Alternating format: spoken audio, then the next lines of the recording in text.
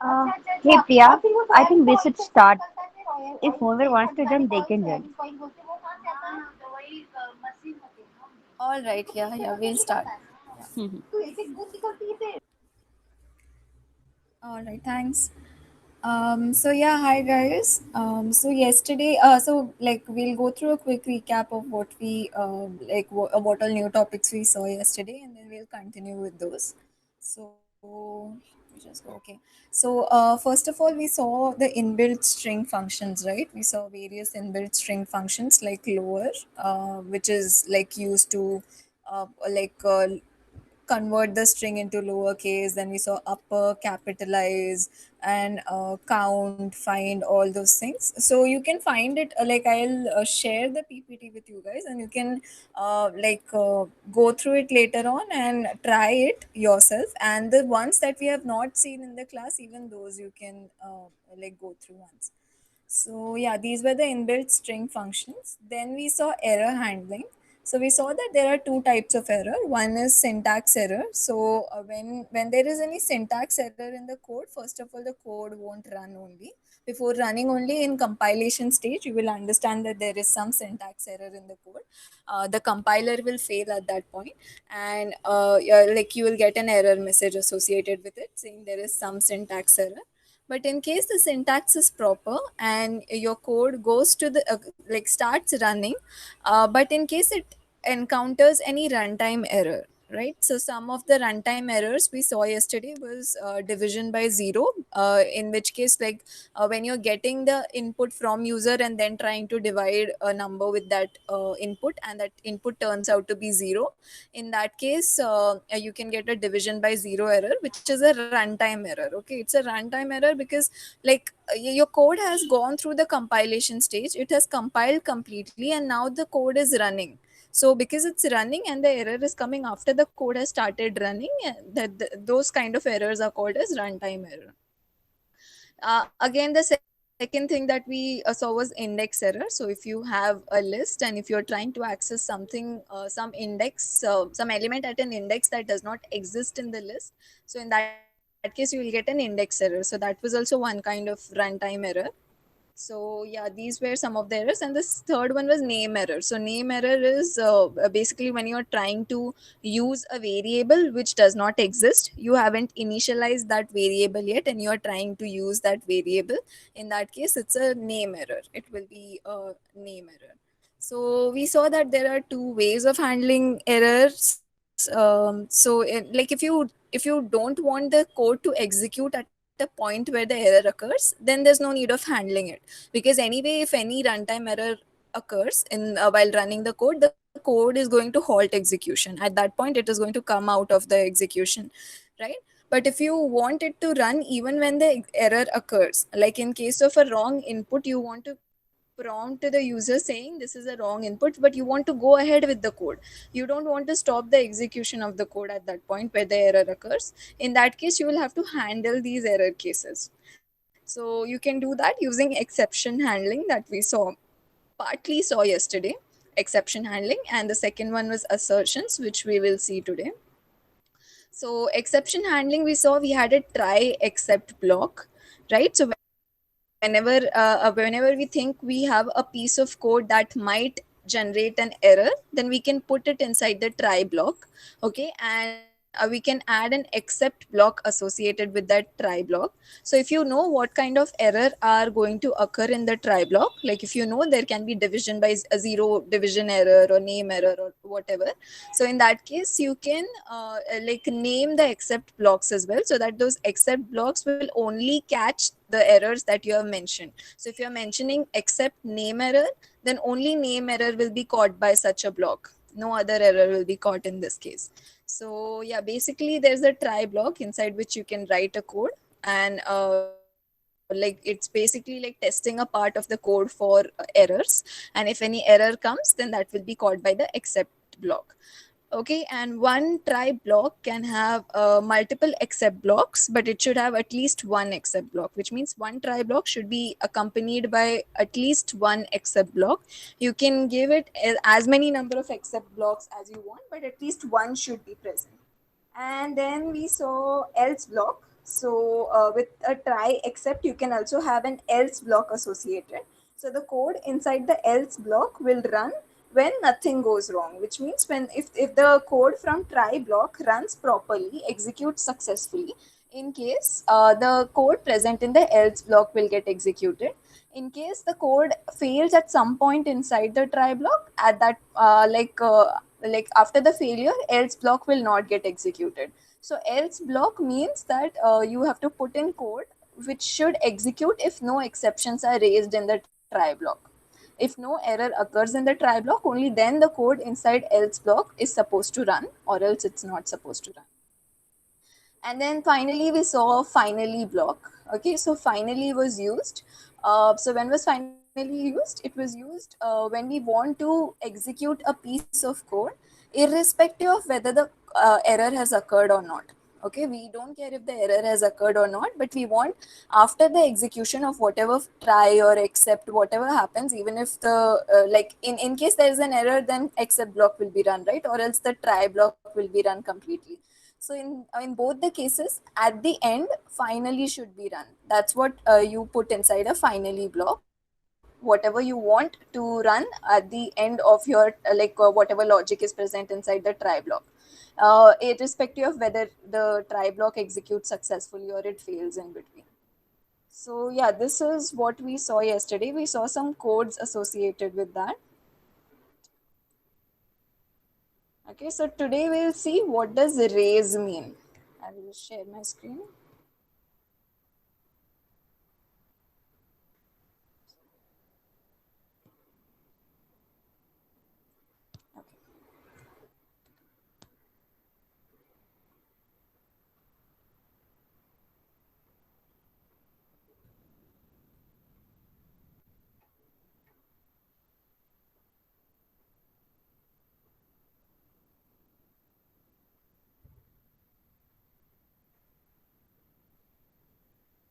Okay.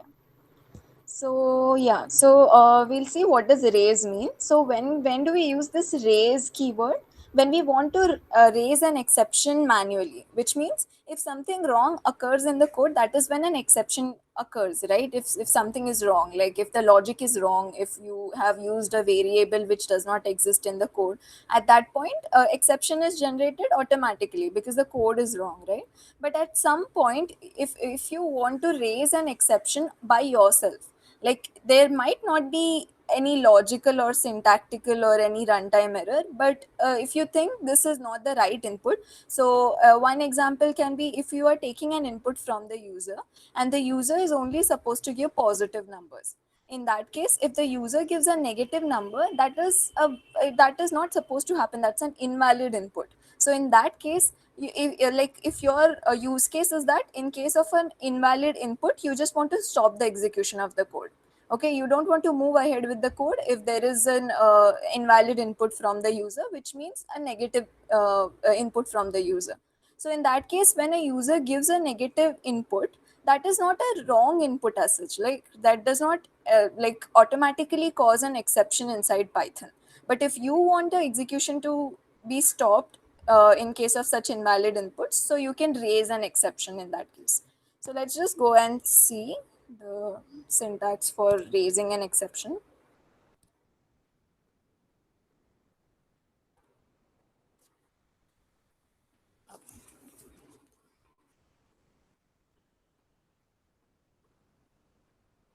Okay, so let's take this example only where we want to get some positive input from the user and the user gives a negative input instead of a positive input. Then what is supposed to be done?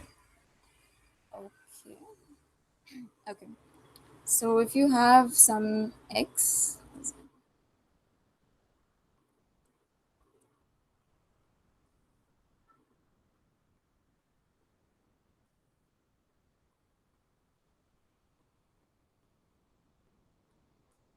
okay. So now I want to check what x is, right? So if x is greater than equal to 0, right? This is how you check if it's greater than equal to 0 or not, right? You can either check if it's less than 0 or you can check if it's greater than equal to 0. So right now, first I want to check if it's greater than equal to 0. Then you do whatever is the logic, or else you fail the case, right? So I want that the user should have inputted a positive or a non-zero number. Sorry, positive number. So 0 is also included in that. So I want a user to input a non-negative number, which means 0 or any other positive number. So in that case, if x is greater than equal to 0, which means this is the proper condition. So I'll write some logic here. Okay, let's just pass it for the moment. So we are doing a pass because we'll come back to the logic later on. Else, else means if x is greater than equal to 0, if this condition becomes false, right? If this condition becomes false,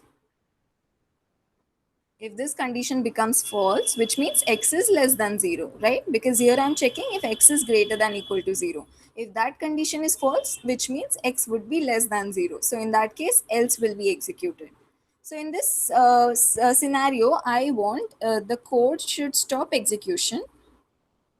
Stop execution if input is invalid. Invalid. Okay, and invalid input means which is less than 0. So whenever the input is less than 0, I consider it as invalid input, and whenever there is an invalid input, I want the code execution to stop. So in that case, else I have to raise an exception. Okay, so I'll raise an exception. You have to use raise, right? You can just use raise and say exception. You can raise any specific exception as well, but here I'm just raising a generalized exception, right? You can raise a name exception also, whatever exception that suits the particular scenario that you can raise. Name error, this also you can raise, but right now let's just raise exception. Okay, and here inside this you have to give any particular message. So let's say invalid input should be greater than 0.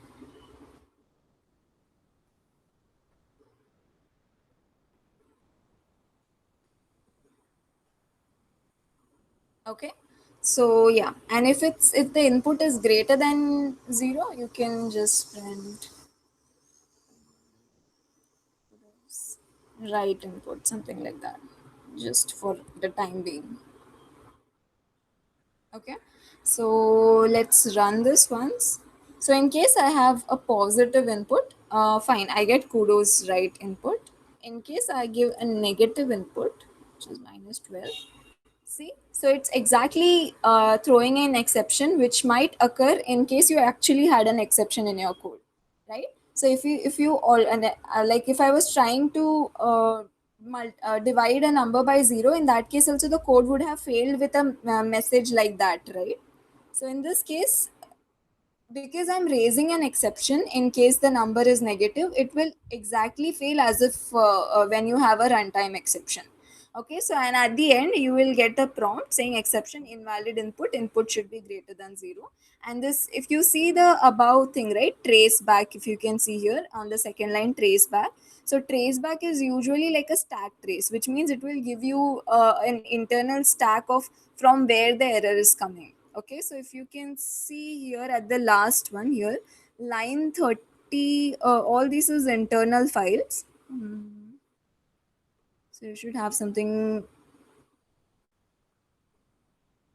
Okay, what line number was it? 9 line number, right? So yeah, if you see the last line of the stack trace, this one before exception, so here you find the line from your file which is failing, which is line number 9, right? So at this line number 9, this is where the exception is being thrown from. So yeah, this is how you raise exceptions. So let's see another example of raising exception. So this was just a generalized exception. Now we'll see one more kind of exception. So let's see. Take input, or let's just say throw. exception if variable is not an integer. Okay, so this is the case that we are checking right now. We have to throw an exception if the variable is not an integer. So let's just define a variable first. I'll have two variables. One would be some string and second would be integer, so that we can check both the scenarios. What happens if a particular like number variable is an integer, and what happens if it's not an integer. So let's just say hello, and then you have y, which would be a number. So let's say 23. Okay, so now my logic is if not. Okay, so how do we check if a particular like what how do we check a data type of a particular integer? By using type, right? So basically, if I want to check the data type of any particular variable here, so let's say dx, which is data type of x, that would be type of x, right? And if similarly, if I want to see data type of y, that would be type of y, right? So now if I want to check if the data type is an integer, so I can just say if dx is int. Okay, which means if dx, if this, like if the x is an integer, then dx will store int, right? Because it's of type int. Like if you check here, if I print the data type of y, it should give me int.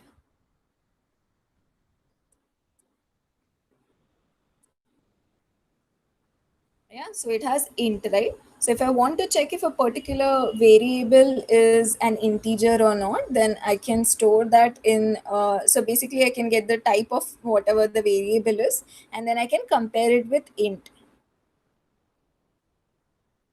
Okay, so if dx stores int, that means x is an integer, right?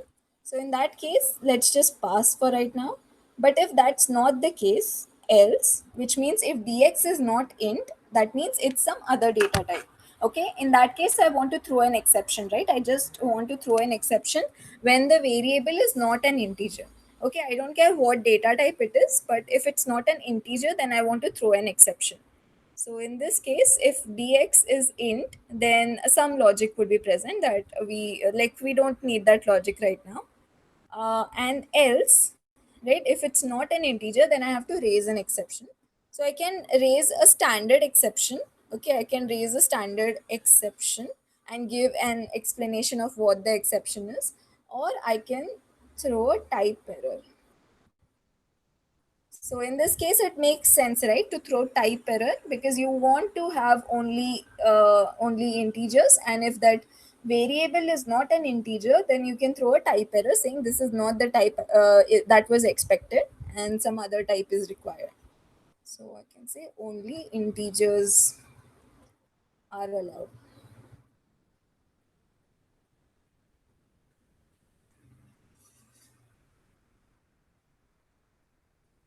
Only integers are allowed. Okay. So yeah, so this is for x, and similarly you will have it for y.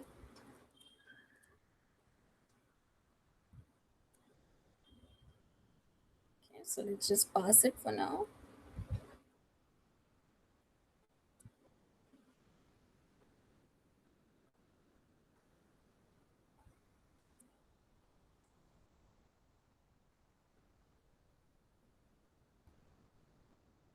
Okay. So now, can anyone tell me what all things will be run over here? Like, will the first thing get executed? Will this if be executed or else be executed? From this if dx in int, will this condition be true or will else be executed?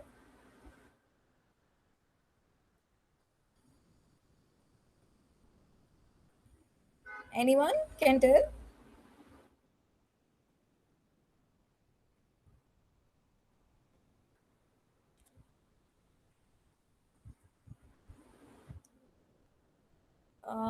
Can anyone tell me? Did you get the question? Did you guys get the question? Are you guys able to understand what's happening, or do you want me to go slow?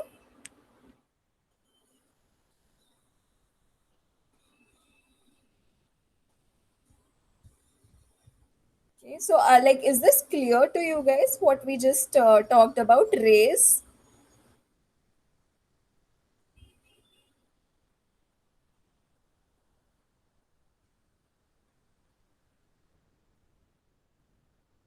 So like should I, like no one understood it over?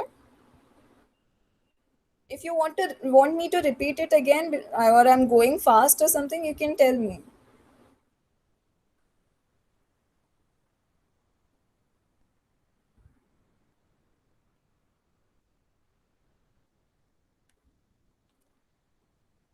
Okay. So, okay, fine. So here in this case, because x is a string, okay, so if condition will become false, dx is int will become false, this will become false, and so else will be run.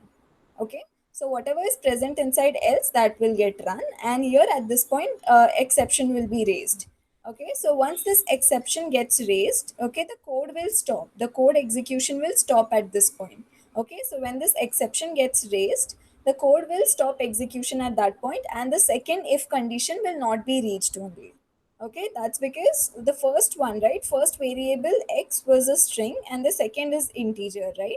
So when we have a string x as a string, the first if condition will become false, because we are checking if that particular variable is a string or integer, right? So in this case, it is a string, it's not an integer. So if condition will become false, and the control will go inside else condition, right? So once it goes inside else condition, this raise type error will get executed, and this exception will be raised.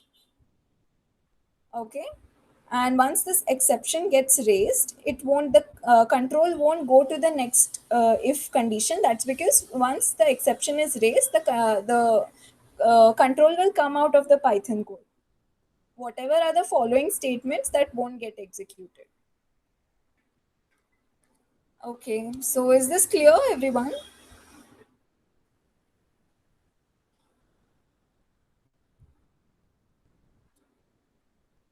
Yes, ma'am. Okay, okay, fine. So yeah, let's move ahead then. So the next is assertions.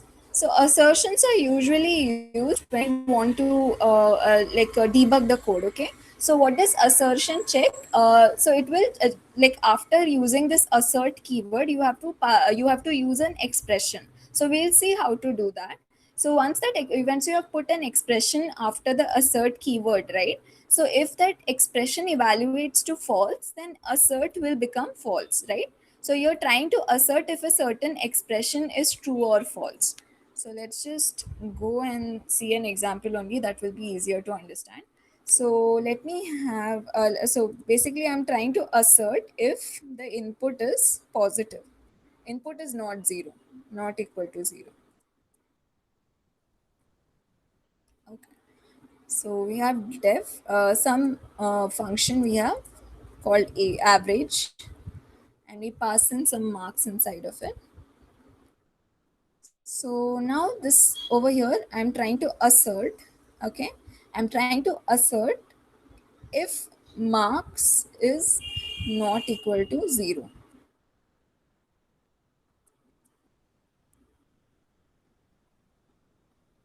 And then I'll return some 10 by marks or some 100 by marks, maybe something like that.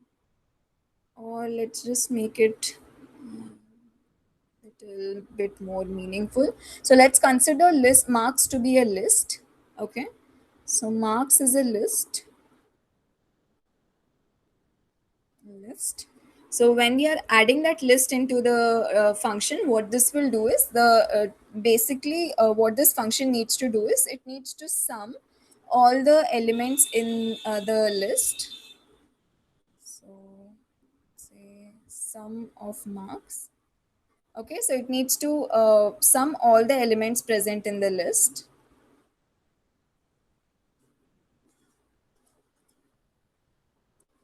and it needs to divide by the length of the list. So that is what how you calculate average, right? You add all the elements, like if you have some four numbers like 10, 20, 30, and 40. So you will add those four numbers and divide by 4 to get an average of these four numbers, right? So similarly, we have, let me just go through this.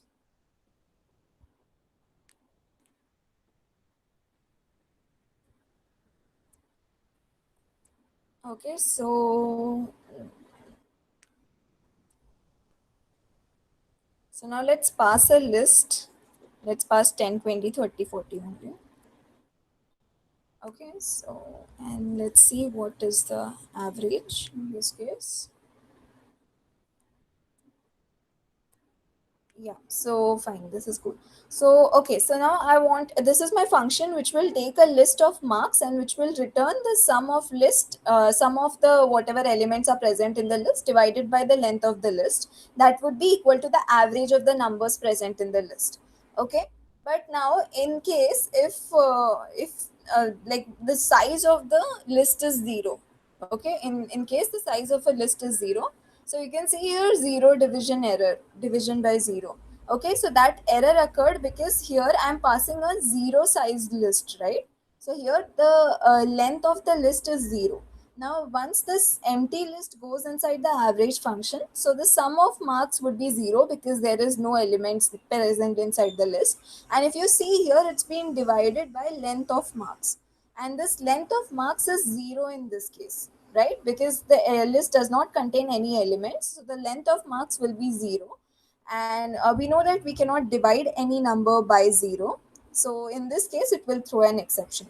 Now to stop this, if I want to first check, like before even this gets executed, okay, before even this point comes and this gets executed, I want to check if the marks has a length of zero or it's not equal to zero, basically. So I want to confirm that when this line number 4 gets executed, when sum of marks divided by length of marks gets executed, at that point length of marks is not equal to zero. Okay, and if if length of marks is equal to zero, then that point should not be reached at all. So I can just say assert length of marks is not equal to 0. Okay, so here you're asserting if length of marks is not equal to 0, this whatever you're placing after assert, right, whatever is the expression that you're placing after assert, that needs to be evaluated to true. Only then this assert condition will be true, or else you will it will throw an exception. So it says assertion error. Okay, assertion error because that assert statement was not true in this case. Okay, so again, so if you want to assert something, like if you want to check if a particular input value is required, the invalid value or not, in such cases you use assert. In this case, I wanted to ensure that before my return line was executed, before sum of marks by length of marks was executed, I wanted to check if the length of marks was zero or not. Okay, so I wanted to assert it. At this point, I wanted to debug and check that, okay, if that length of marks is equal to 0, which means something is wrong. Okay, so I was trying to assert saying length of marks is not equal to 0. Now if I put some other element inside of this list while passing it to the function, then this assert statement will get executed properly. This like this condition length of marks is not equal to 0 will be true, and assert will be my, like there won't be any assertion error because this assertion became true, right? So now if I run this, it gave me proper answer because length of marks is not equal to 0. This condition was true in case my list had some number. Okay, so you can like use assertion along with try, this try except as well. So say if I have try and you have some list.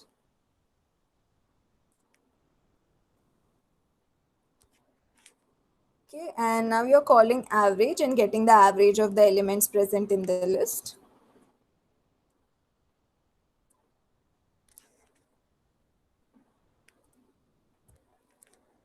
Okay, in this case, I know that I can get an assertion exception, right? Assertion error, I guess, right? So I'll just say assertion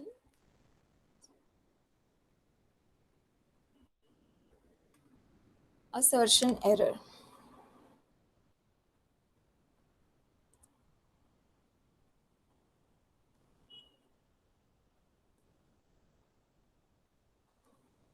list of marks is empty. Okay, so here I'm trying to assert if like if I don't paste this assertion assert statement here, in that case also I'm going to get an exception, but that would be a different kind of exception, right? That would be a zero division exception. Okay, so this assert is used for debugging purposes. Debugging as in if you are trying to run this code, okay, and this would be fine. If I have an empty list and I'm trying to run this code, so in that case, see, I got a zero division error, right? But if you are not able to understand from where this error is coming from, what is the source of this error, then you can paste such assertion statements throughout your code. So to understand like at what point is it failing, okay? So the use of assertion is only for debugging. So debugging as in you want to check like what are the potential sources of error in your code. So this is one potential source of error, right? So if the length of marks is 0, then it is going to fail at line number 5. So this assertion that we have added over here is just for debugging, because it's one of the places where the code can fail if this assertion statement is not true. Okay, so that is what is the use of assertions. You can use it for debugging purposes. So now if I run this, because a list of marks is empty comes, that's because like my list is empty. So the length of list is 0. And when I'm passing this inside the function, this assert statement will become false, because like this condition will become false. And so at this point, it will throw assertion error. Now, since the assertion error is coming from inside the try block, okay, this method is called inside the try block and assertion error occurs inside of the method. So ultimately it is coming from the try block itself. So once it comes from the try block, so that will be caught by this except block over here, and whatever is the logic present in the inside the except block will get executed. So this was one more example of using assert along with try except. See if there is any other example we can go through.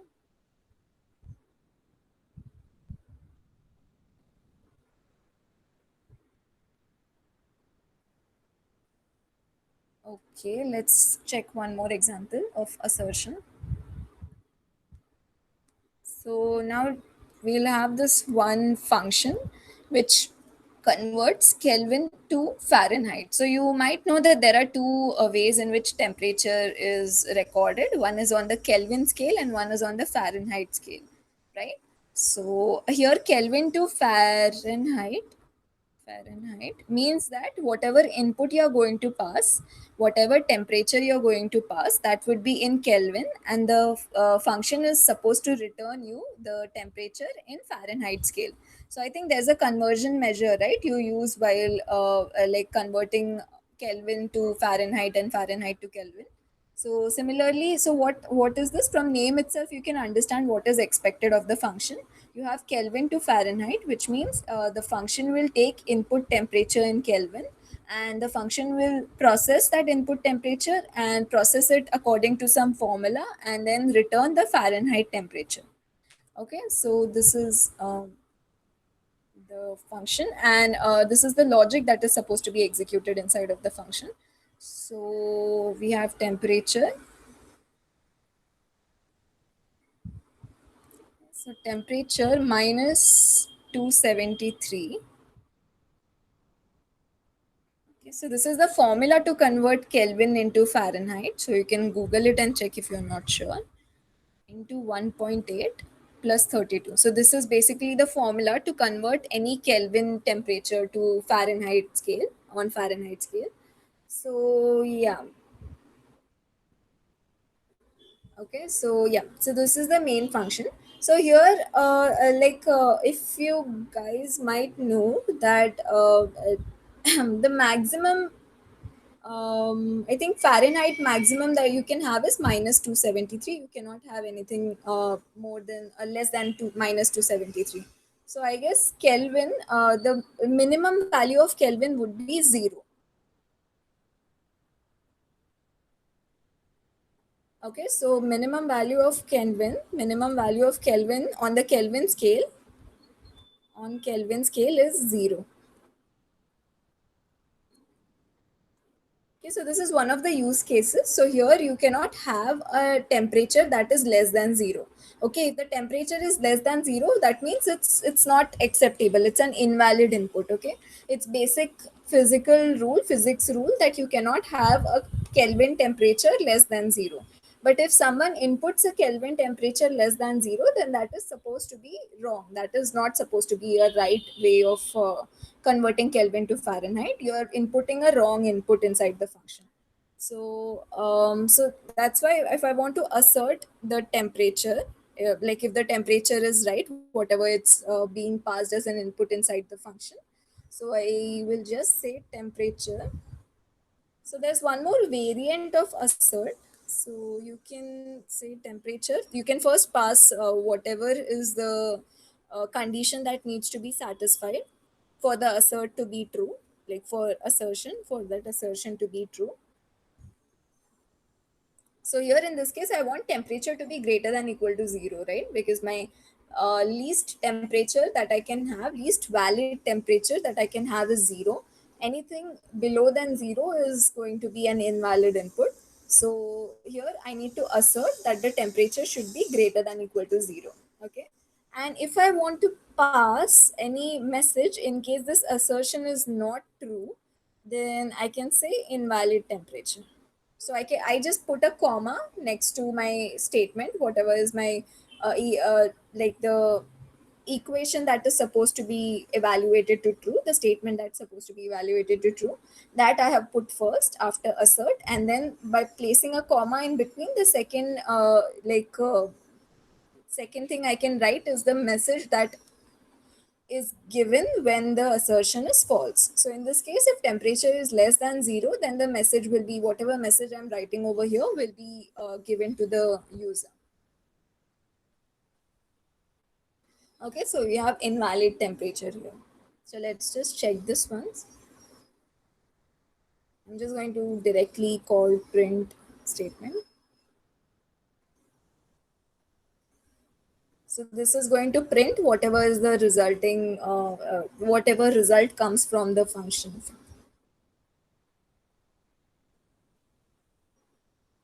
Okay, so let's say 273.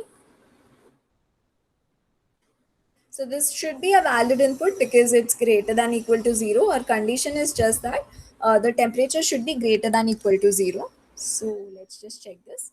And okay, it's giving proper input. Now let's try to put some like invalid input and check. So let's pass -5 and check. So yeah, it failed, right? Assertion error. I got an assertion error saying invalid temperature.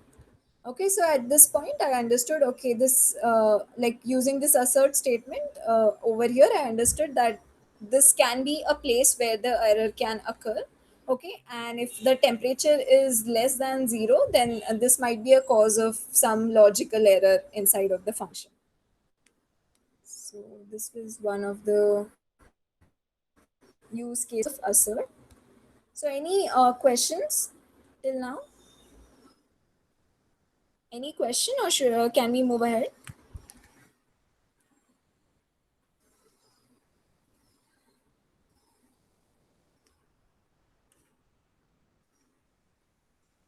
If you guys are comfortable right now with like exception handling and assertion, we can move ahead then, right? So next topic we will be looking into will be dealing with files, and in those cases, while opening and closing of files also, we will use the try except blocks whenever required. So,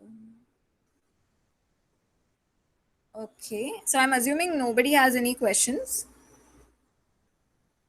Okay, let's just move ahead.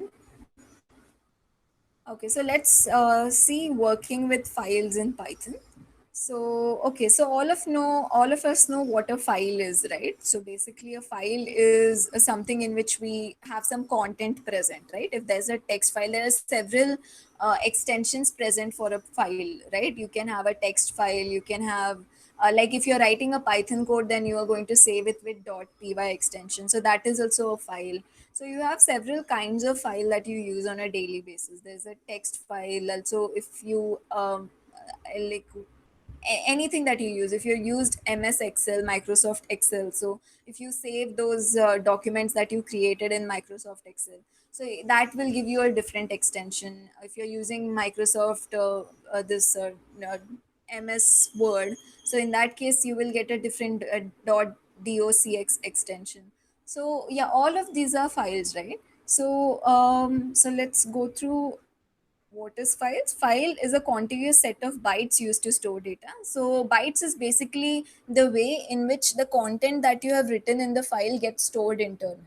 Okay, so you might be writing, you might be typing some textual data, you might be writing a b c d, whatever is the textual data, but internally the computer has to save it in terms of zeros and ones, right?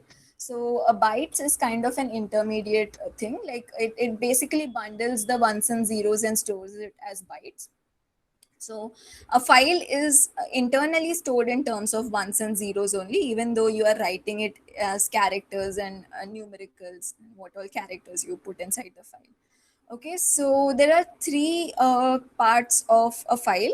So there's a header, there's a data, and there's an end of the file. Okay, so data is basically whatever is the content present in the file. Header, let's not talk about it. That's not what we will be using over here. So, and end of the file is basically how do you find out if the file has ended, if the contents of the file have ended. So at the end you can have some enter character, or you'll have some special character that you might not be able to see, but internally when a file gets stored, so that special character will be stored at the point where your file has ended, at the point after which there is no content present in the file. Okay, so yeah, so for accessing any file, okay, so now if you want to access any file in the system, right? So like if you want to just open a text file that is present on your laptop or on your phones, so what do? You go to the folder and then you open that file, right? So say, let's say if I wanted to open a Python file that I had written yesterday, so I'll go over here, I'll go to open internal storage. So I'll follow a particular path, right? I'll follow a particular path to go to the point where that file was stored, and then I'll open that file. That's how I access the file, right? So I'll go inside Python workshop materials, and I'll go inside vk material, and now one of these files I'll open. So if I say retest.py, I'm opening retest.py. So this retest, in order to open retest.py, I had to follow a certain path, right? I had to follow a specific path, and then I went inside the retest.py file. Okay, so for accessing any file, you need to follow a path to that particular file. Okay, so basically, so if you want to open in, like if I want to give you a reference to a file, I have to give you the folder path, which means in what is the path exactly to reach that particular file, what is the file name, and what is the file extension. So these are the three things that a file is characterized by. Okay, if you know the folder path, if you know the file name, and you know the file extension, then you can go and open any file, right? So if I just say open retest.py, okay? So if I don't know there exists a file in which folder it exists.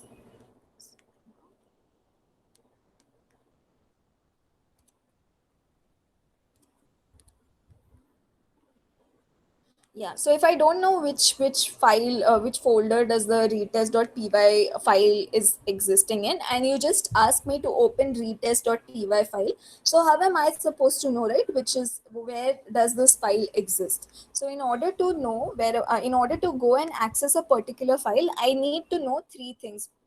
I need to first know the folder path. Okay, then I need to know the file name, and then I need to know the file extension. Okay, so both the file name and file extension combined is usually called the file name, right? So if you have retest.py, you never call it just retest, right? Even though the file name is retest, you usually refer it as retest.py. Okay, so this extension is necessary because you can have multiple files with the same name. Okay, you can have something like retest.txt or retext CSV. So, right, you can have multiple extensions associated with one file name. So, in order to get the proper exact file that I require, so I need to have these three things with me so that I can access the file. So, first, so we know that we want to access the file called retest. So we know that we have to access a file called retest and its extension is .py. Okay, so now this information is not sufficient for me. I need to know the folder path as well. So let's just go and find the folder path. So open internal storage, and then you have Python workshop files. So one way of getting the extension of any file is through terminal. Okay, even on your laptop systems, you can get the extension as the folder path of any file using terminal. So inside this, we are already inside the internal storage, right? So I have opened terminal in PyDroid. So here we are already inside the internal storage. This is just represented as storage emulated. It's actually internal storage. So as we had seen initially, right? So we can go into a particular folder by using cd, right? So I'll just say cd python, okay, and then tab. Okay. So after clicking tab, whichever was the closest folder name that like it auto completed basically. Okay, so now I am inside Python workshop files. Now let me just check what all folders are present inside Python workshop files. So ls can be used to see what all folders are present inside a particular folder. Folders and files are present inside a particular folder. Let's go to week 8. Okay, and again ls. Let's see. So now we have retest.py, right? So this was easy, right? So now I'll just say pwd. So what does pwd command do? It gives me the location of my current it gives me what is the current location that I am at this moment, right? So if I say pwd, it gives me an answer saying this. Let me just,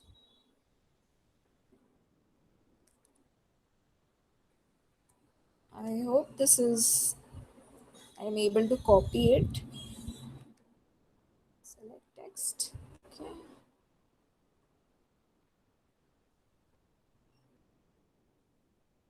Okay. Okay. I somehow got to know how to copy. Let me just try it once more.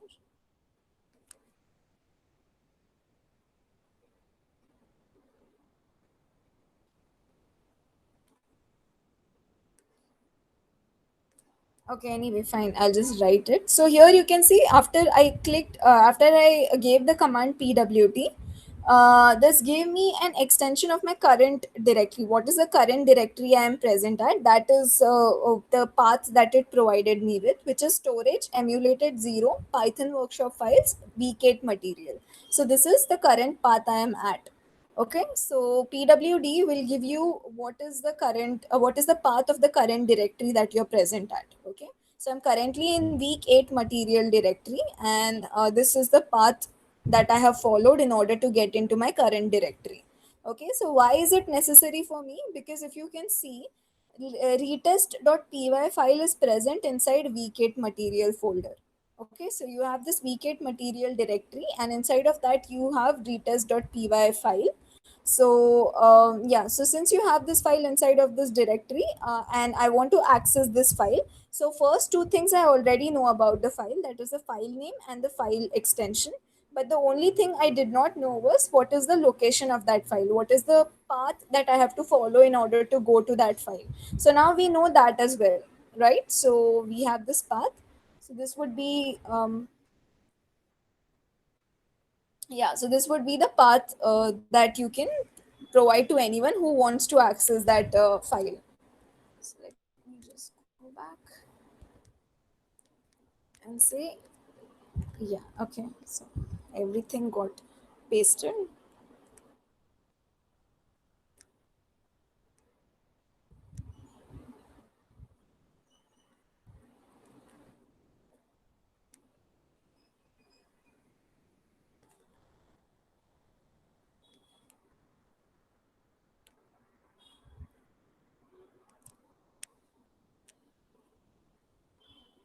All right. So this is the folder path. Okay, so now I have the folder path with me. I have the file name and I have the file extension. So if these three things are present, anyone can access any particular file. Okay, if you give that person with these three things, then they can access the file. So similarly, if you want to work with files in Python, in order to be able to open and write and read from that file, you have to first like tell Python the path to that file. Okay, you have to give these three things to the to represent that file. Okay.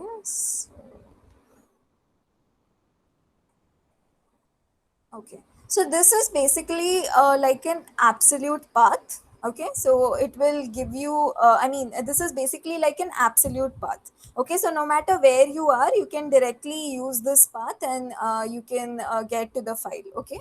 So if you can see in this diagram here, so this is like a folder structure, right? So you have a slash folder inside which you have a path folder and there's one CSV file as well, right? So you have a slash folder inside of which you have a path folder and you have an animals.csv file as well. So let's just create this so that we can understand it better. Let's remove all of this.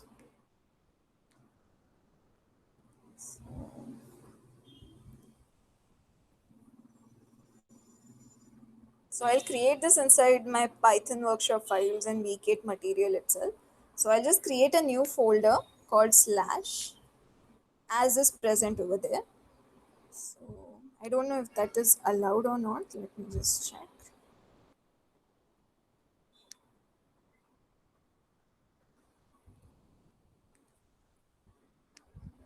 Okay. Okay, I think that slash file name might not be allowed. Let's just say that this slash is basically my Python workshop files, vk material folder. Okay, so inside of that, now I have a cs animals.csv file and I have one more path folder. So let's just create a path folder here. So I am going to delete all this. Okay.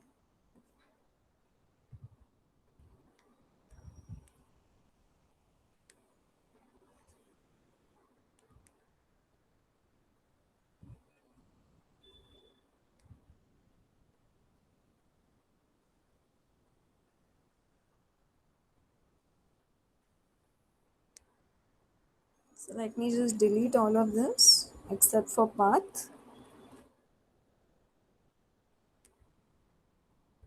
Okay.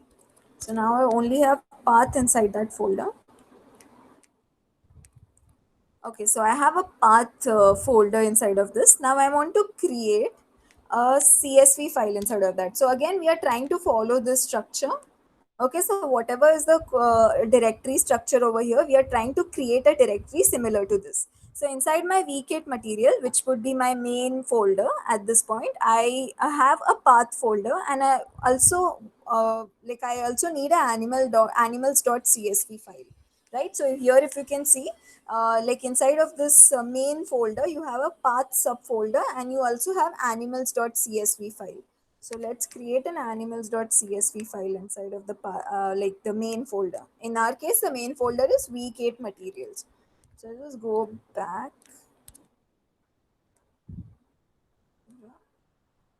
save.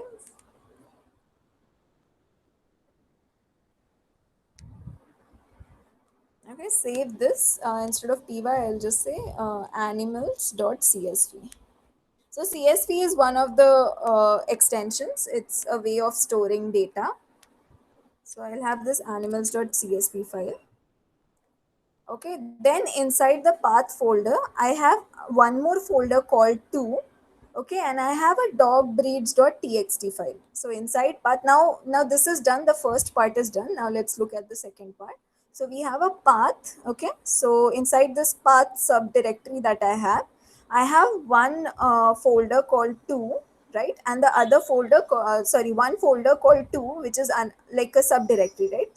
Folder and subdirectory, it's the same thing. So inside of my path directory, I have a subdirectory called to, and I have a text file called dog breeds. So I'm going to create similar thing over in my directory as well.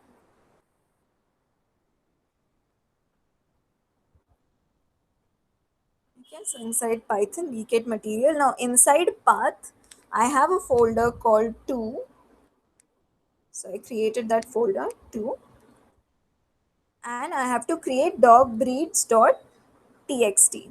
So I'll go here and it's new and save it as dog breeds dot txt. So inside Python, inside vcat, inside path, here dog breeds dot txt. Okay, so now this is the structure that I have. Now there's a last file left which is inside the 2 subdirectory. So inside the 2 subdirectory I have cats.gif. So again, GIF is another format in which you store data. So if you see those WhatsApp forwards you might be getting from people, like the pictures in which there is some movement going on, so those are .gif files, right? So that is the format in which they are stored. So I just go here and save this.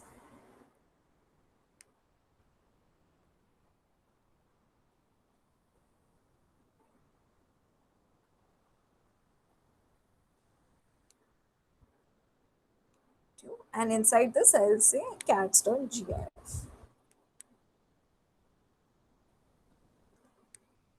Okay, so now I have my whole structure ready. So this is the exact structure that we have simulated. Okay, now yeah, so now if I have a file, okay, so if I have a file which I'm going to save in my starting folder, in the main folder that I had, the vcat material folder called test.py. Okay, so now if I want to access, okay, so now if I want to access cats.gif from this particular file, so what is the path that I will be using, that we are going to see. Okay, so again my new file, right, test.py, this file, this is present alongside animals.csv. Okay, it's in the same folder as animals.csv, right. This is the place where my test.py file is present. Okay, and I have to access cats.gif from this file. Okay, so I have to access cats.gif from my current test.py file. Okay, so in order to do that I have to trace a path from my current existing file to cats.gif. Okay, so I have to see how to go to cats.gif from my current file. So right now I'm present in the main folder. Okay, in order to go to cats.gif, I have to first go to path folder, right? From path folder, I have to go to 2 folder, and from 2 folder, I'll get cats.gif. So that is exactly what would be my folder path in case I have to access cats.gif from my current existing file. Okay, I'll go path, then 2, then cats.gif. Okay, so from this current test.py, in order to get cats.gif, I'll go path. I'll have to go inside path. I have to go inside 2, and inside 2 I can get cats.gif. Clear?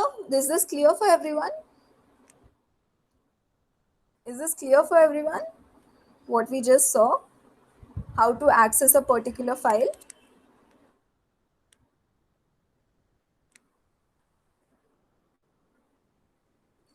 Should we move ahead? Did you guys understand it, or like you want me to repeat it again?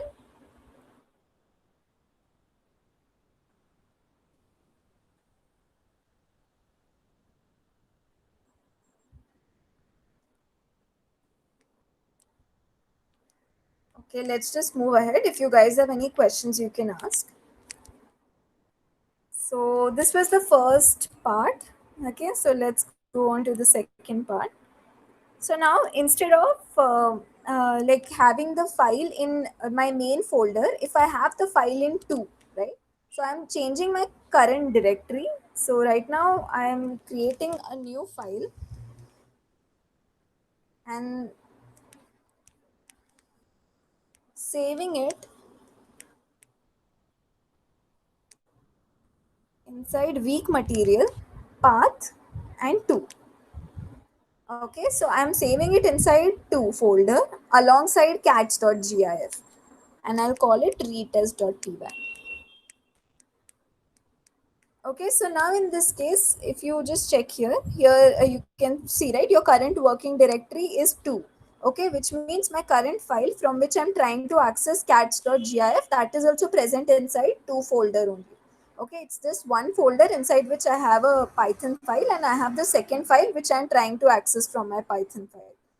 Right, so in order to get catch.gif at this, from this point, from 2 current directory, from this current directory 2, I don't have to go any other place. Okay, I can directly mention the file name and get that file. Okay, because both my Python file and the GIF file are present in the same folder. Okay, both the file in which I am trying to access the other file and the other file are present in the same folder. So I don't have to go to any other location. I can directly call the file by its name. I don't have to provide any folder name to it because we are present in the same folder. So from this retest.py, I can just call the catch.gif file using the file name and the extension, and that would be it. That is because both retest.py and catch.gif are present inside the same folder. So yeah, this was one.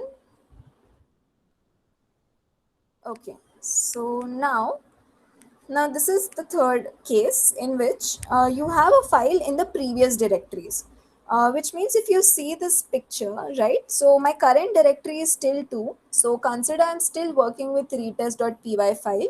Now instead of getting cats.gif, I want to get animals.csv. Okay, so if I wanted to get catch.gif, it is present in the same folder. So I don't have to provide any folder path. I can just say catch.gif, the name and the extension, and that would be enough. But if I want to access animals.csv from my current directory, so if you can see, animals.csv and my Python file are not present in the same folder, right? They both are in different folders. So I have to provide a folder path for it. I cannot directly say animals.csv. So whenever my both files, that is the file, like the file in which you want to use a second file, right? So for example, if my Python file, from my Python file, if I'm trying to use catch.gif file, in that case, if both my Python file and catch.gif file are in the same folder, I don't have to specify a folder name. But if they both are in separate folders, then I have to specify some folder name associated with that. Right? So in this case, since my current file, Python file is present in 2 folder, but I want to access animals.csv, which is present in my main folder, and both of them are not in the same folder. So I have to give some path to it. So if you see, if that file, right, if the file that we wanted to access, like if it was catch.gif, then we did path slash 2 slash catch.gif. But in this time, because I'm present in 2 folder and I want to access animals.csv, I have to go in a reverse order, right? I have to go outside, right? Like in the first case, when my Python file was inside the main folder and I was trying to access catch.gif, I was going inside. I was saying path slash 2 slash catch.gif. So that was like going inside. Okay, but in this case, I want to go outside. From 2 folder, I have to go to the main folder. So in order to go outside one directory, which means if I am present in 2 folder and I want to go outside to the path folder, I have to specify dot dot slash. Okay, dot dot slash means going one folder behind. Okay, so here you can see, if I had to come from path folder to 2 folder, I would have just said 2 slash cats.gif. But now if I want to go back from 2 folder to path folder, I will say dot dot slash. Okay, so one dot dot slash means one directory going behind. Okay, so in this case, since I have to go 2 directories behind, because my Python file is present in 2 folder and my animals.csv is present in the main folder, so that I have to move 2 steps behind, right? I have to go to the path folder, and from there I have to go to the like the main folder. So in that case, I will have two dot dot slash. So if from this particular file retest.py, if I have to access animals.csv, I will say dot dot slash. So one dot dot slash means one step behind. So after dot dot slash, now my current directory is path. But I still want to move one more step behind. So I'll add one more dot dot slash to it. And then whatever is the name. So once you are present in the directory from which you require the file, you can specify the file name and the extension. So now I can say animal breeds animals.csv, sorry, animals.csv. Okay, similarly, if I wanted to access dogbreeds.txt from my current directory, from my current working directory, so in this case, dogbreeds.txt is present only one step behind, right, inside the path folder. So I just have to go one step behind. From two, I have to go one step behind, and from there, I can directly access dogbreeds.txt. So I have to go one step behind, which means I have to say dot dot slash and then whatever is the name of the file. So once I did dot dot slash, I am inside the path folder now. And my final file that I want to use is also present inside path folder. So I can directly access the file name. I can say dogbreeds.txt.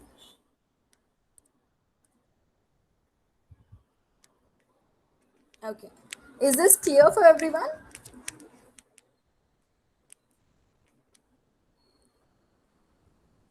Okay. Okay, fine.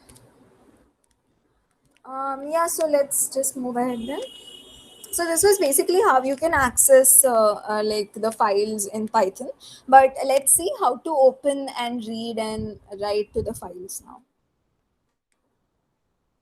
Okay, so let's see how to open and close a file first.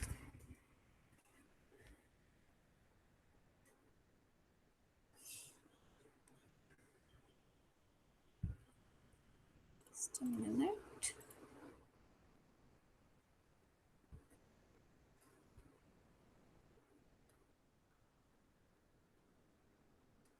Okay.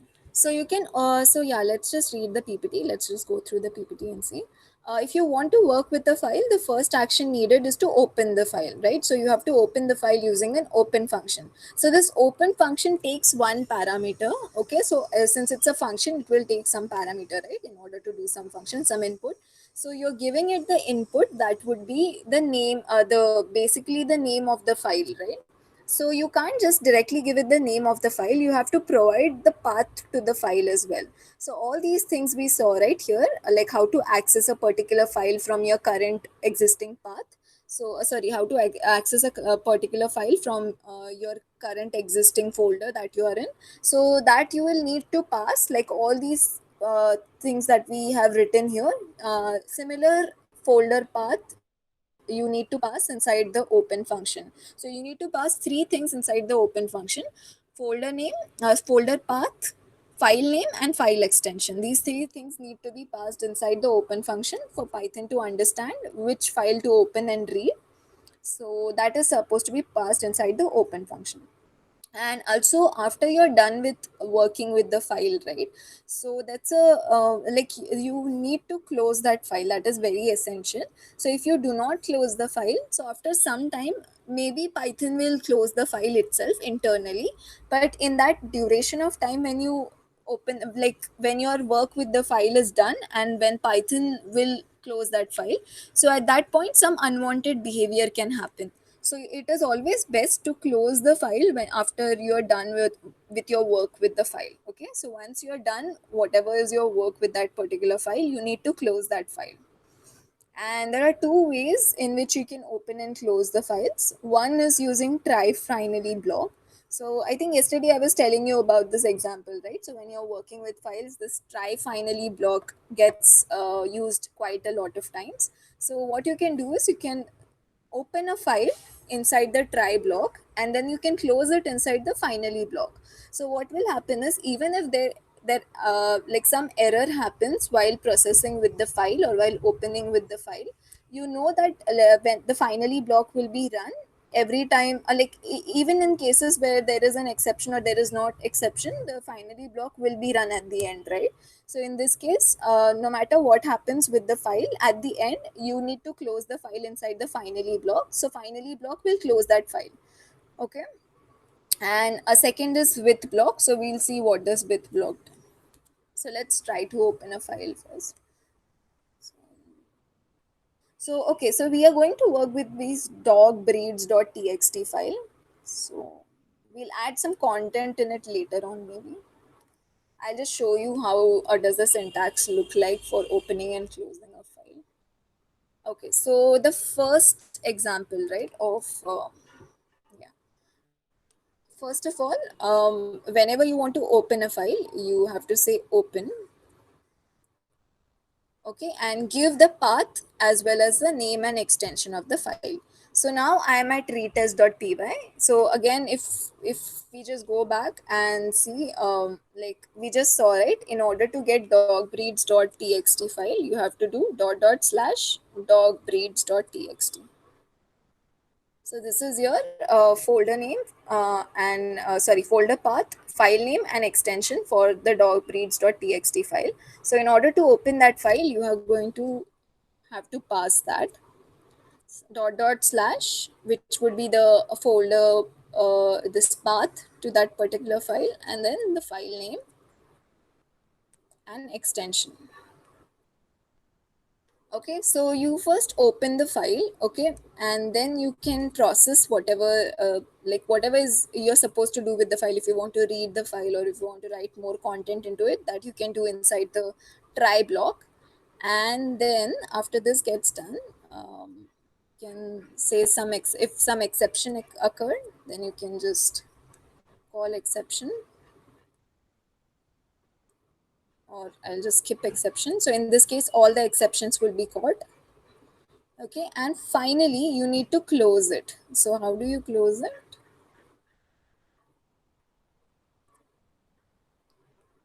You say reader dot close.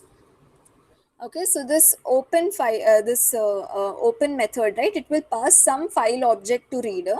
So when this inbuilt function will get called, so it will return like a file object to the reader variable. Some file, some object will get returned to the reader variable. Okay, and that will be this will be used, reader variable will be used in order to work with that particular file if you want to add or write more content into it. And at the end you have to close it using dot close to this variable itself. So you can say reader dot close, and at this point, so even if some exceptions occur in between the processing, and like if some exception is occurring while reading or writing, even in those cases, at the end you are closing the file.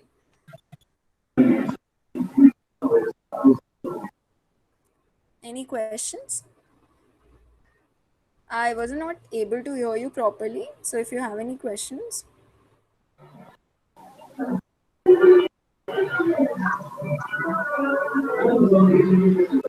I'm not still able to hear you. Can you just type it in the chat?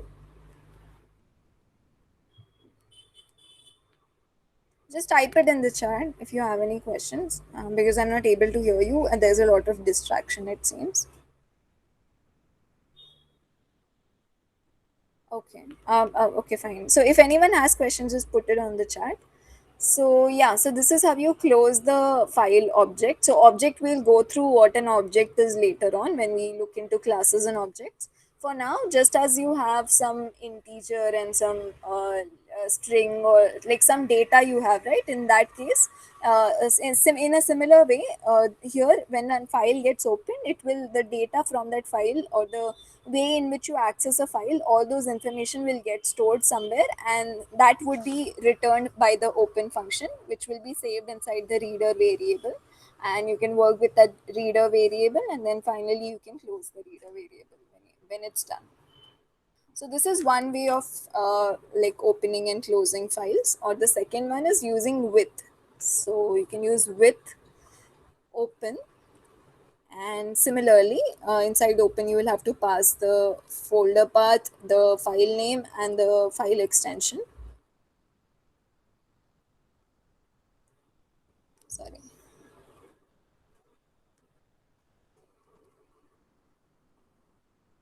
So this is the syntax for that. So what happens in this case is inside. So if you can see with open as reader, right? So this file will get open, and like you don't have to explicitly call the close method on reader.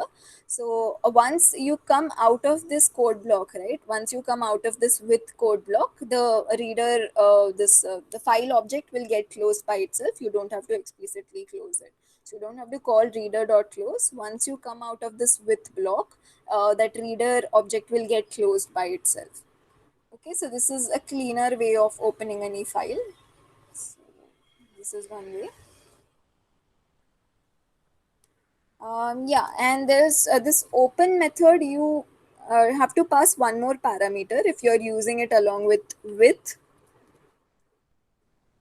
You have to pass what are you going to do with that file, right? So you can either pass r, which means you're just opening file to read it. Similarly, you can put this over here as well, like in this open function as well. You can put this. You can either put r or w, which means you want to this write in the file, or you can put a for now. So a means append. That means if there is already some content present inside the file, so you just want to add more content to it. Okay, so there's r, which will read the file. So there's r, which will read the file. There's w, which will write to the file. But the problem is when you are using w, right? So if you already have content into the in that file, then all of that content will get erased, and the new content that you are writing will get stored inside that file. And if you don't want that, and if your file already has some content and you just want to add more content to whatever is currently existing inside the file, then you can use a as so this stands for append.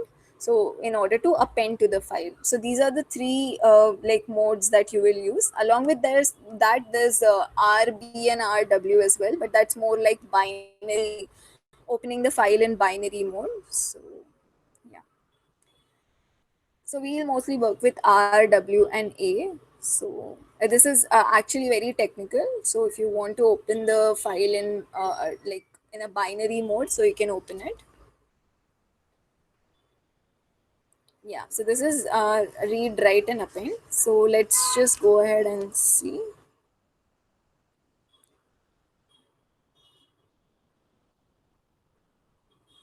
Okay, so next let's see reading and writing open files.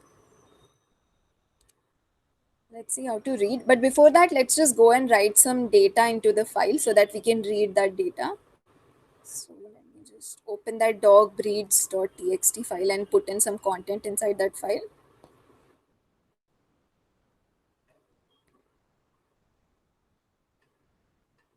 Okay, so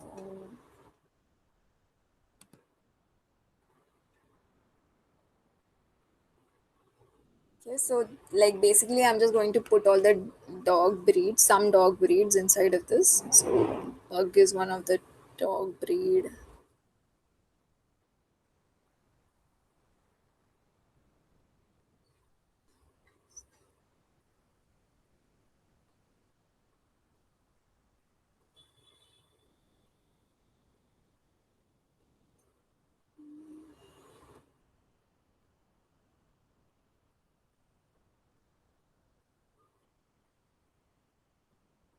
Okay, I think this much is enough. So I have put in six dog breeds inside of this file. So let's just go back and read the contents of that file.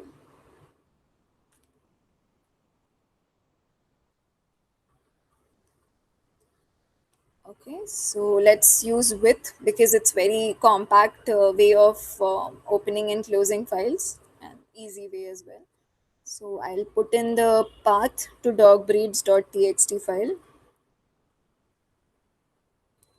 and then I have to also like specify what mode I want to open in. So right now I just want to read the file, so I'm just going to say r reader. Okay, and now in order to print the file or print whatever is the contents of the file, I can just say reader dot read. Okay, so read is going to read all the characters. Like you can specify a particular size over here. So if you say 10, okay, so it will only read the first 10 characters of the file. And if you do not specify any size to the read method, then it will read all the whole contents of the file. So let's just open this and see. So yeah, so all of the dog breeds that I had specified in the file, that I'm getting as the output, right?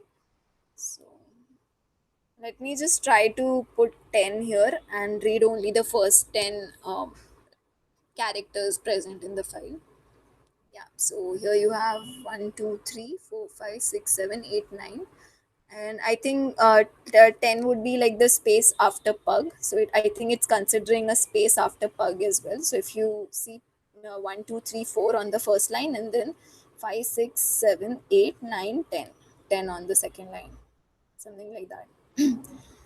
Or yeah, maybe that's backslash n, the enter character that it is taking as one of the characters. So like we know, right, after like here also, after every line, there's an implicit backslash n character that you're not able to see, but it's there. That's why it's on the jack space r is present on the second line, right, because of the backslash n character.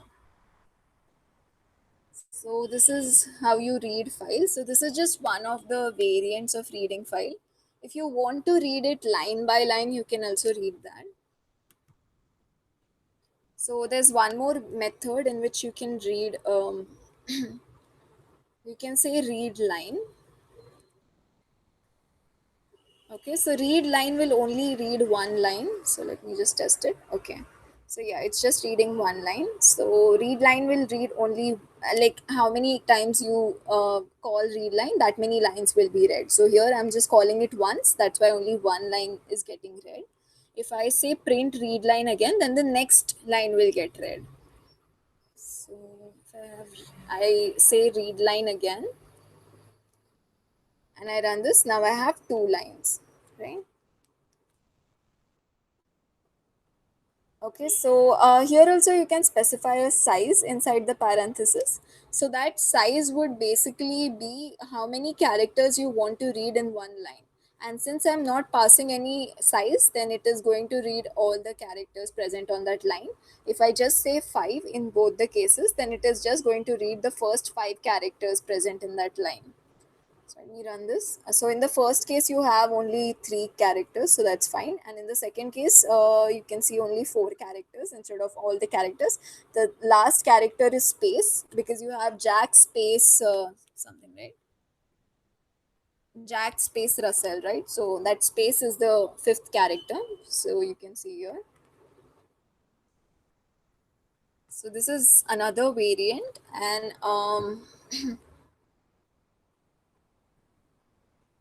if you want to get a list of all the lines present in a particular this file, then you can directly say reader dot read lines. So initially the second method that we saw was read line. This is read lines. So there's an s over here. Okay, so what this will do is whatever are the lines present in the file, those lines will be like returned as a list. So if I try to print this list, get it. So all the lines present in the list got printed. So here you can see, like here they have specified a backslash n character. So that means enter character. So in the file, we have written each of these elements in a separate line, right? So at the end, there is a backslash n character. So after pug also you get a backslash n. Like after all of these, you get a backslash n except for the last one. So for the last one, after golden retriever, we did not press an enter key, right? We just stopped the we just saved the file after writing golden retriever. That's why we do not have a backslash n character, because we did not press enter key after after writing golden retriever inside the file. So that's why you do not have any backslash n character after golden retriever. So this was so here for reading files you have 3 methods. Again, let me just go through it once. you have a read method dot read. So you can pass in the size, so only those many characters will be read. Then second you have read line. Again you can pass a size and those many characters from that line will be read. And if you do not pass the size in the first case, then the whole file will be read. In the second case, if you do not pass the size, the whole line will be read. And third one is read lines.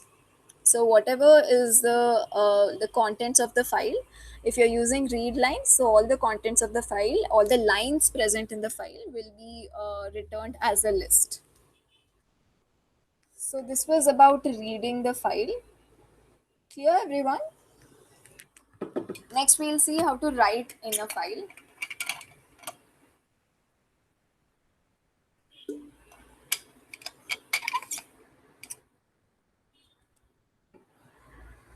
Is this clear for everyone? Okay. Okay. Okay. So let's just go to the PPT and see. Yeah. So I think that there's no more content over here. Let me just show you the examples only.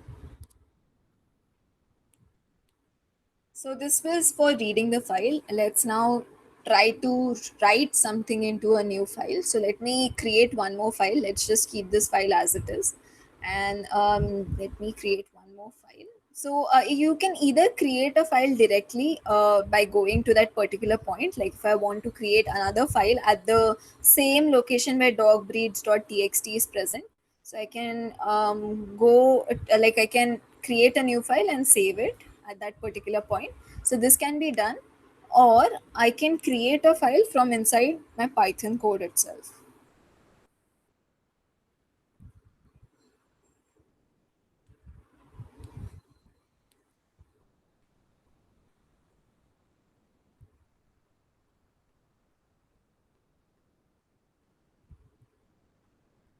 Yeah. So if I say if something like dog breeds two, for example, so I'll just say dot dot slash dog breeds two txt and w over here as writer. So this is a variable. You can use anything instead of reader and writer. You can use whatever you like. And in order to write, now let me just write a string for now. So I'll say writer dot write some other dog breed maybe. Let me just check. I'll say boxer. So this is another dog breed that I want to write inside dogbreeds2.txt. Now if you notice there is currently no dogbreeds.txt present at that particular location. So just go on this.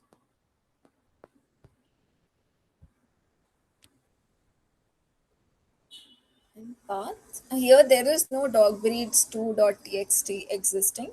But if I run the code, Python will understand that there is no dogbreeds2.txt existing currently. But since you have used a W mode, right? So W mode means you want to write everything from scratch. So even if there is an existing file, Python will write from scratch in that file. So all the like the past data, whatever data is currently existing in that file, will get removed, will get like erased, and the new data will be stored inside that file.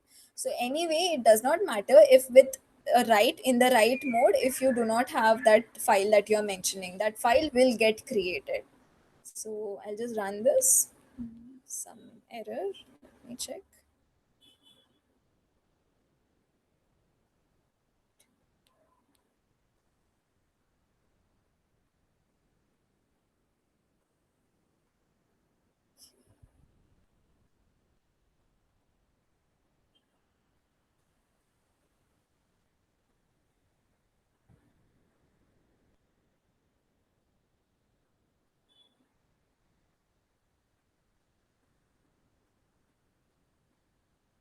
Yes, this should have worked. Just a second, let me again see what is the error.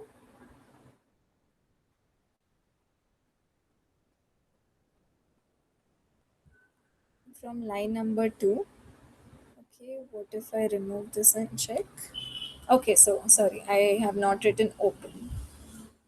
Open. Just remove this and keep it as W. W dot write. Okay, so there is no print statement over here, so nothing gets printed. But now if I go and check that particular location,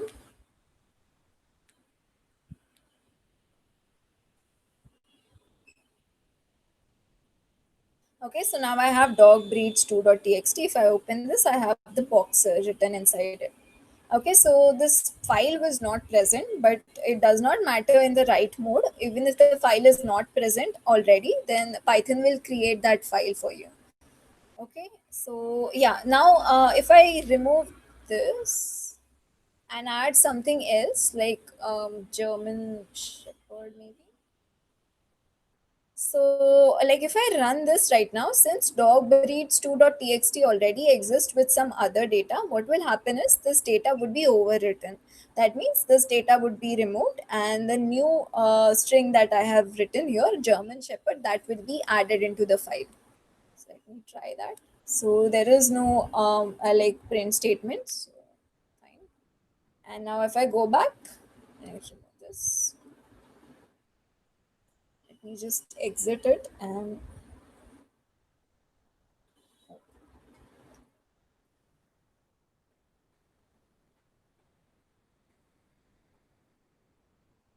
so now it is German Shepherd instead of Boxer, right? So that Boxer got overwritten, that got erased, and whatever German Shepherd, whatever is the new the string that I had mentioned, that got added over here. So yeah, let's.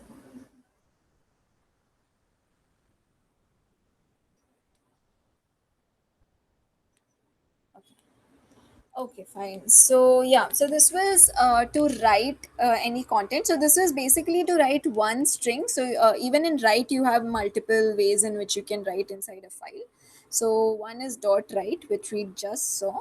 So using this write, you have a string that you can pass to the like you can use a string, and this string will get added to the file. Or there is a write lines as well. So you can say write lines. So right inside write lines you can pass a whole lot of things. Okay, so you will pass some sequence of data to it. So let's see both of them once more. So okay, so what I'm going to do right now is I'm going to open that dogbreeds.txt file. I'm going to read that whatever content is present inside dogbreeds.txt file, and I'm going to save it inside another file called dogbreedsreverse.txt. Okay, so what are we doing here? We are going to reverse the contents of dogbreeds.txt and save in some other file called reverse dog breeds. Reversed dog breed.txt. Okay, so first we'll have to open the file and read it and save that data somewhere. So let's open the file.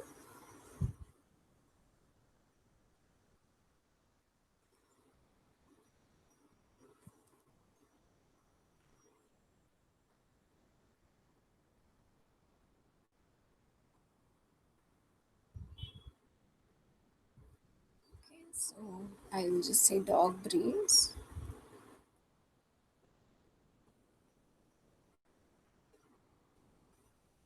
is equal to reader dot read lines. Okay, so read lines will basically get the list of data. Now just let me check once.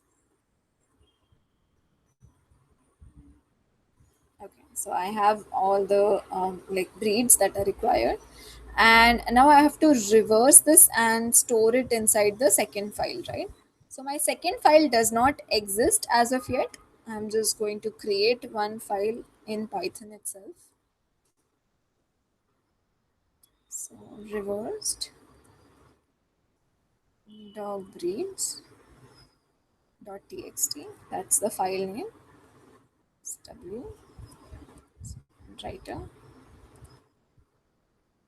Okay, so inside this, I have to reverse the dog breed string first. So let's say for breed in reversed. So reversed function is going to reverse the contents of dogs, this whatever list you pass it. So in this case, I'm passing it dog breeds list. So it will reverse that list and then iterate one like all the elements of the list. So basically, everything will be iterated in a reverse manner. So now I want to write it. So I'll say writer dot write breed. Okay, so I think that should be it. Let's just go and check. No such file. Okay, you have to pass it the parameter. So if you don't pass the parameter, right, like in this case, I forgot to pass like what mode to like what mode to open the file in. So by default, it will get opened in the read mode. So there's no need of writing R explicitly. It will by default get opened in read mode. But if you want to write it, you will have to pass W. That's okay, fine. So everything ran properly. Let's go and check if that file got created and the contents are present inside the file or not.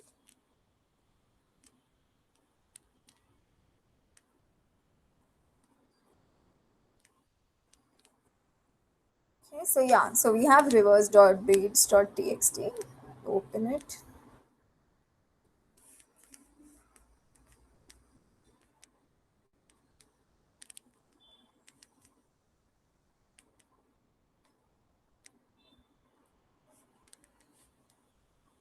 Yeah, so you have all the whatever is present in dog breeds, everything got reversed.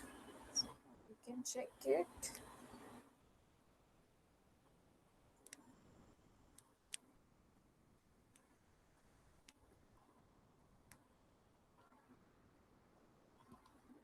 Yes, so you had Pug, Jack Russell, English Springer, German Shepherd, Border Terrier, and Golden Retriever, and all of those got reversed here. So here you can see what just happened was since after this, right, after Golden Retriever, there was no backslash n.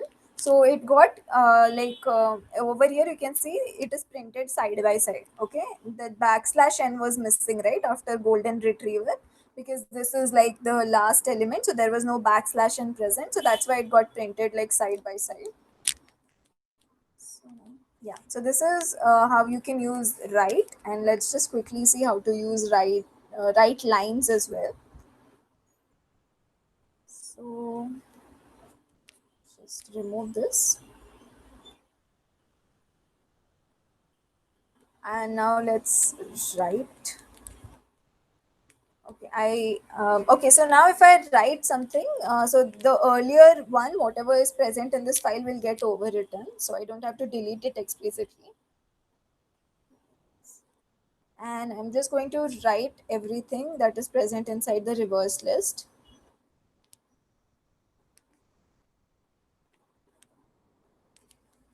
So let's run this. Writer. Okay, so yeah, let's now go and check this. So I'll close this and reopen this.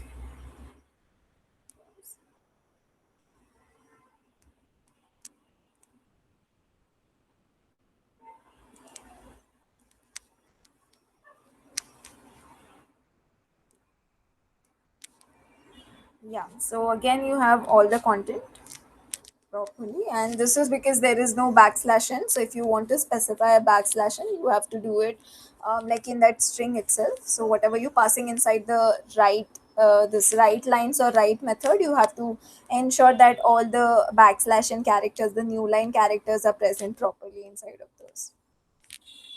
So yeah, this was write and write lines. So let's just quickly see how to open. And now here in this case, right, we had to use two with open blocks, right? One was for reading and one was for writing. So let's see how can we do that in one with block only instead of writing two separate with blocks.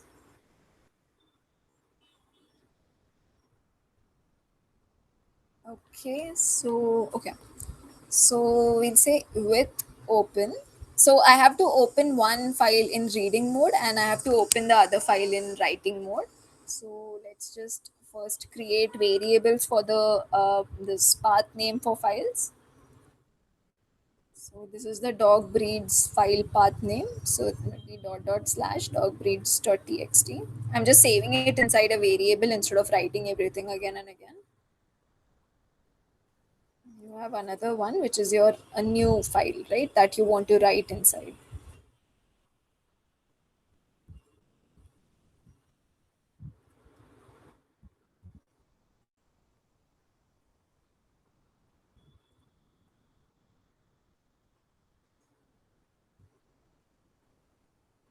Okay, so you have this. Now I have to open both the files. So let's say with open d path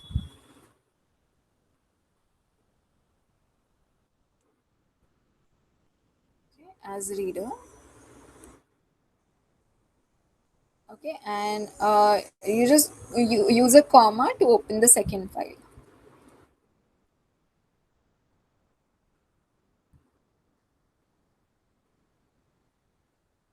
So in this way, you can open two files in one with block itself. So the all the logic will remain same as it was before.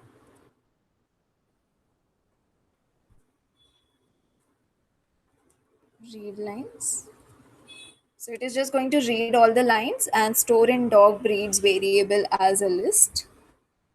And in the second one, I'm going to write those lines.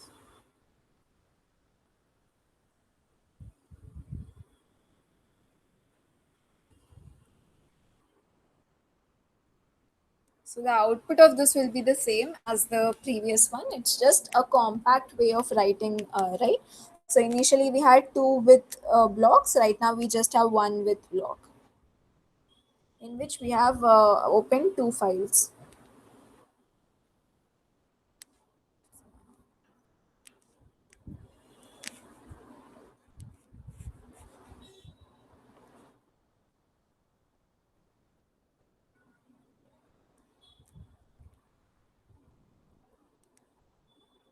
Right, so like the output will be the same as before because we haven't changed the logic anywhere. What we were just doing is instead of writing two with blocks, we have just used one with block and opened two files in that one with block. So yeah, this is one. Now let's quickly see the append mode ones. So let me just save this. Okay, so now what we'll do is we'll append a line, append one more name inside the same like this file, reverse dog breeds. But when I append it, which means the data, all the previous data will still remain intact, and only the new string that I'm going to add that will be added at the end of the file. So let's keep this d underscore r underscore path because that is the file in which I'm going to append.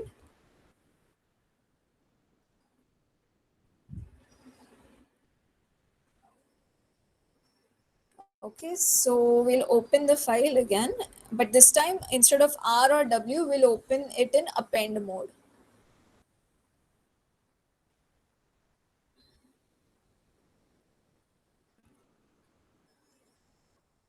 Okay, so you gave the path, and second, you have to give it in append mode. Some A writer, append writer, something like that.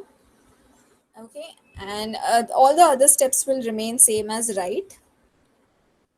Dot write.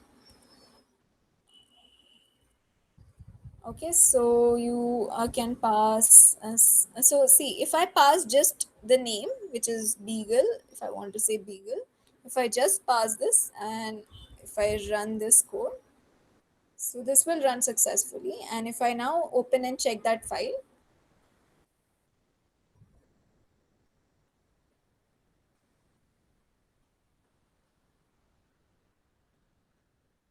Okay, so it got stored here properly. So that is because there was already a backslash after pug, right? So I'll just remove this. Instead of reverse dog path, we'll write inside dogbreeds.txt itself.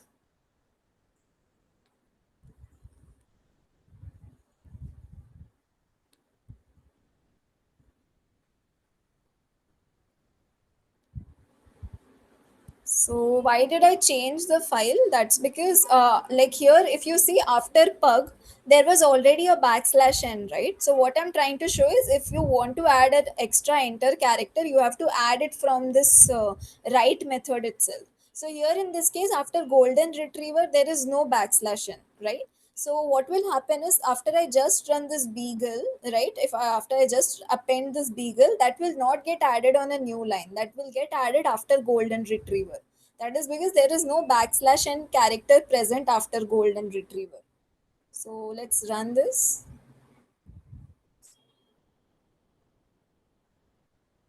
Okay, this ran successfully. Let me reopen the file.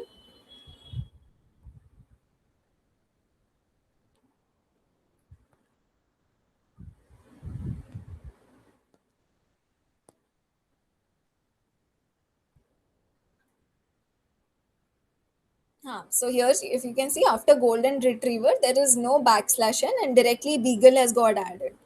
Okay, so let me remove this and show you how to add that this enter character. So before beagle, right, you just have to put a backslash n. So this backslash n is not implicit while adding any content to the file. You will have to specifically add backslash n or basically the enter character wherever it's required. So now if I run this file,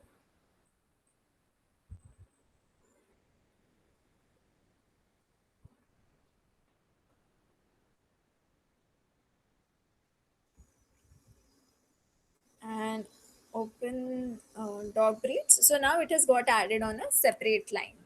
So that is because I added that backslash and character manually. So yeah, I guess that is it for like at least for opening and working with files. We can see the configuration files next time. Yes.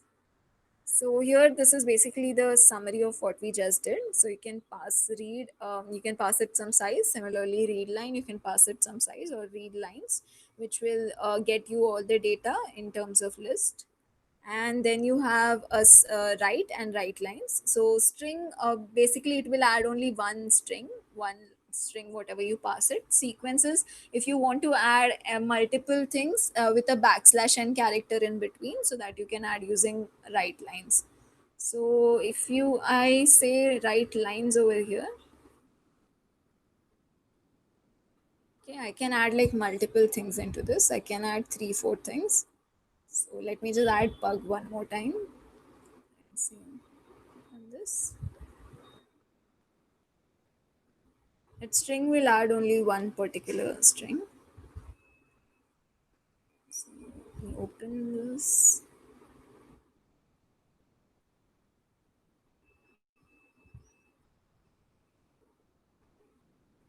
So now I have beagle and pug, two things, right? Separated by enter characters. So any questions still here? Okay. Any questions or everything clear till now? Yes, ma'am, everything's clear. Okay, cool. Yeah, yeah, cool. So I think I'll the PPT will be passed on to you guys. There is no homework as such. There are no questions that you can do on this. This is the main concept. So probably next time we can try to solve some one or two questions in the class itself about try catch and try accept and this files as well. Okay. Shaina, I think we can close the call for today if no one has any questions.